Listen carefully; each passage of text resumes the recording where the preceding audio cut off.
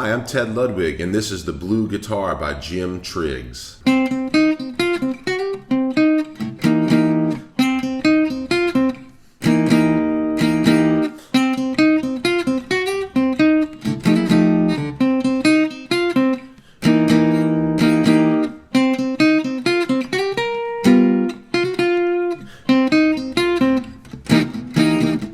Mr. Triggs really used a more is more approach. I mean, this thing is decked out with all kind of pearl, inlay, binding, everywhere you could think of. I mean, this thing is really something else. And the materials are very, very beautiful as well. He used the D'Angelico style tailpiece, and the engraving is just absolutely exquisite, all hand done. The bindings are sort of like the Martin sort of D45 style, with the inlay in the binding itself, like a Martin D45. But the side purflings are really interesting and different. It's kind of a something really unique that I've not seen on a lot of archtop guitars. The way he's got this extra little purfling going on here.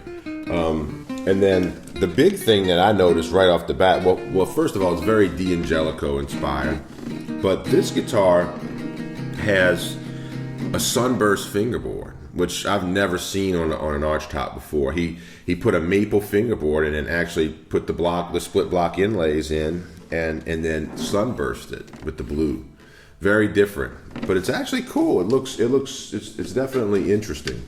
Something different. And then of course, as far as the aesthetic of the guitar, very, very D'Angelico with the little finial little urn here up in the headstock, just like D'Angelico did, like on the famous New Yorker guitars.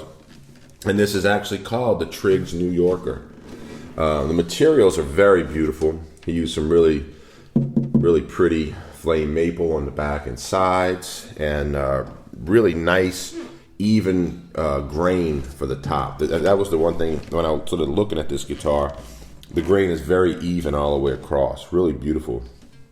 And of course, you can't beat that big shiny mother of pearl pickguard. I mean, that thing just pops, especially on stage. Lights hit that and it'll blind the audience with its just sheer, beauty. The notes don't hang around a long time. They kind of decay pretty quickly, but again, you're playing rhythm style, but you want that thump, boom, boom, boom. Perfect guitar for that. I mean, it's definitely it's on the heavier side of some of these other guitars that we've been playing. It has that old school sort of D'Angelico weight. D'Angelicos were not necessarily super light instruments; they were heavily built, and this one has a lot of similarities. The neck's real beefy and thick.